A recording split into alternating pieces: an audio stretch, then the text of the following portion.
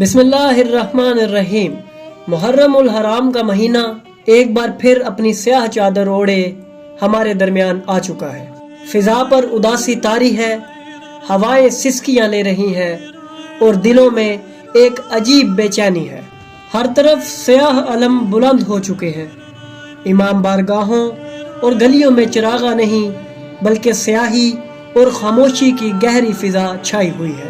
ناظرین، یہ وہ ایام ہے جب دنیا بھر کے عاشقان اہل بیت ایک آواز میں پکار اٹھتے ہیں، لبیک یا حسین، لبیک یا حسین۔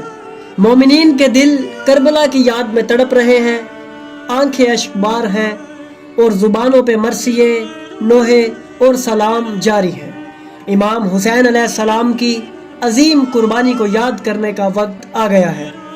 ہر دن عزاداری ہوگی، ہر رات مجلسیں برپا ہوں گی، کہیں ممبر سے مصائب پڑھے جائیں گے تو کہیں جلوسوں میں سینہ کو بھی کی جائے گی۔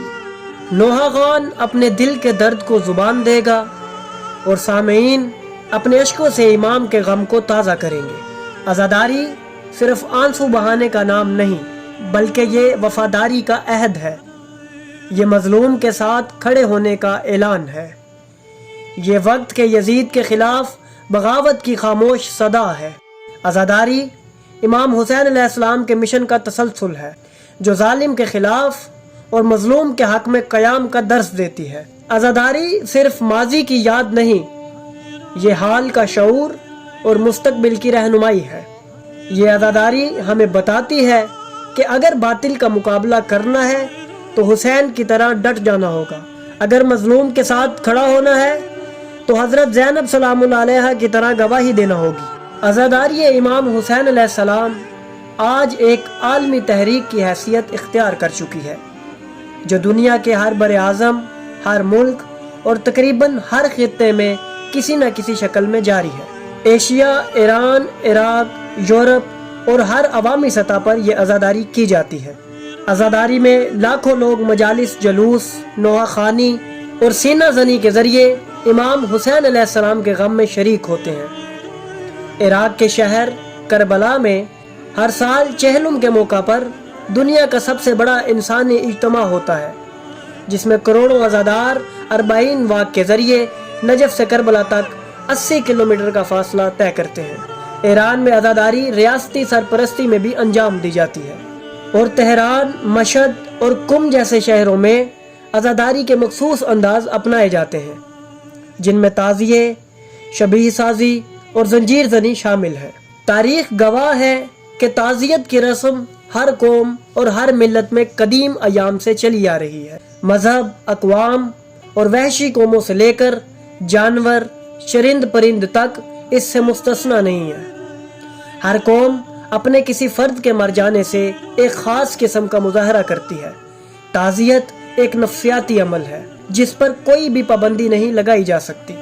گویا غم منانا اور تعزیت پیش کرنا فطرت کی زبان ہے، جسے کسی قانون، کسی مذہبی فتوے یا کسی سیاسی جبر سے خاموش نہیں کرایا جا سکتا۔ یہی وجہ ہے کہ حضرت آدم علیہ السلام سے لے کر آج تک ہر فرد نے اپنے طریقے پر ماتم کا اظہار کیا اور سوگ کی مختلف شکلیں اپنائیں۔ قرآن مجید میں خود رونے کو ایک لطیف روحانی عمل قرار دیا ہے۔ قرآن مجید یہ اعلان کرتا ہے کہ زمین و آسمان کبھی بعض لوگوں پر گریہ کرتے ہیں اور کبھی نہیں کرتے۔ اگر گریہ اور آنسو کا تصور باطل ہوتا تو یہ قرآن میں نہ آتا۔ ناظرین، عزاداری کے تاریخی پس منظر پر اگر غور کیا جائے تو ایک عجیب و غریب بات سامنے آتی ہے۔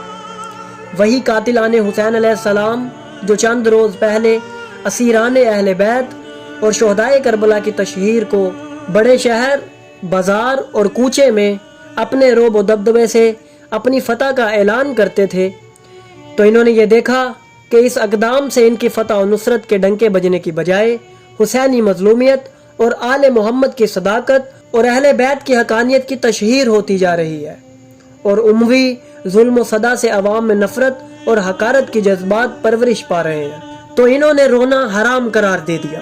دور بنی عباس میں سیاسی منظرنامہ بظاہر بدل گیا، مگر ظلم کا مزاج کم نہ ہوا۔ تاہم تقیہ کے زیر سایہ شیعان علی نے چھپ کر مجالس و ماتم کا سلسلہ جاری رکھا۔ یہ خفیہ انجمنیں دلوں میں وہ آگ روشن کرتی رہیں جس نے صدیوں پورے معاشرے کو گرما دیا۔ جب تقیہ کھل کر سامنے آیا تو اعلانیہ مجالس نے جنم لیا، تو دیکھتے ہی دیکھتے سلطنت کے وزراء، امراء اور صاحبان اقتدار بھی اس نور میں ڈھلنے لگے۔ وقت نے ثابت کیا کہ عزاداری نے شیعہ معاشرے کو ایک ایسی وحدت عطا کی ہے جو جغرافیائی، نسل، رنگ اور زبان سے ماورا ہو کر صرف اور صرف حق کے محور پر گھومتی ہے۔ آج روئے زمین کا شاید ہی کوئی خطہ ایسا ہو جہاں امام حسین علیہ السلام کا نام لینے والا موجود نہ ہو اور وہاں عزاداری کی شمع روشن نہ ہو۔ ہر محرم، ہر ایام عزا میں دنیا کے بر اعظموں میں کسی نہ کسی انداز سے امام مظلوم کا غم منایا جاتا ہے۔ یہ حقیقت تسلیم کیے بغیر چارہ نہیں کہ مذہب شیعہ کی عالمی شناخت میں سب سے مؤثر کردار عزاداری امام حسین علیہ السلام نے ادا کیا۔ آج جہاں جہاں امام حسین علیہ السلام کا ذکر ہوتا ہے وہاں وہاں اشک رواں رہتے ہیں اور ماتم کے بین سنائی دیتے ہیں۔ صدیاں گزری، سلطنتیں بدلیں، نظام تبدیل ہوئے، مگر اس گریہ نے اپنی حرارت کم نہ ہونے دی، کیونکہ اس گریہ کے آنسو صرف آنکھ کی نمی نہیں، یہ ظالم کے ایوانوں پر گرتے ہوئے پتھر ہیں جو ہر زمانے میں نئے انقلاب کا پیش خیمہ بنے۔ نتیجہ یہی ہے کہ عزاداری محض ایک مذہبی رسم نہیں بلکہ انسانیت کے ضمیر کی مؤثر ترین دستک ہے۔ یہ حق و باطل کی جنگ میں ایک روشن مینار کی مانند ہے جو آنے والی نسلوں کو راہ دکھاتا رہے گا۔ جب تک صدائے حلمن نہ صرف فضاؤں میں گونجتی رہے گی، حسین کے غم میں بہنے والا ایک ایک آنسو ظالم کے لیے للکار اور مظلوم کے لیے ڈھارس بنا رہے گا۔ یہی وجہ ہے کہ امام عالی مقام کی یاد منانا، ان کی قربانی کو زندہ رکھنا اور ان کی مظلومیت پر آنسو بہانا تا قیامت ایک بنیادی فریضہ رہے گا۔ حسین ابن علی نے ہمیں بتا دیا کہ مرنا ہے تو حق پر مرو اور جینا ہے تو حق کے لیے جیو۔ اسی درس کی ہدایت عزاداری کے انقلاب انگیز آنسو میں پوشیدہ ہے۔ ناظرین، اگر آپ کو ہماری یہ کاوش پسند آئی تو ہماری ویڈیو کو لائک کریں، ہمارے چینل کو سبسکرائب کریں اور بیل آئیکن کو بھی دبا دیں تاکہ آپ کو ہماری آنے والی مزید ویڈیوز ملتی رہیں اور آپ علم سے مستفید ہوتے رہیں۔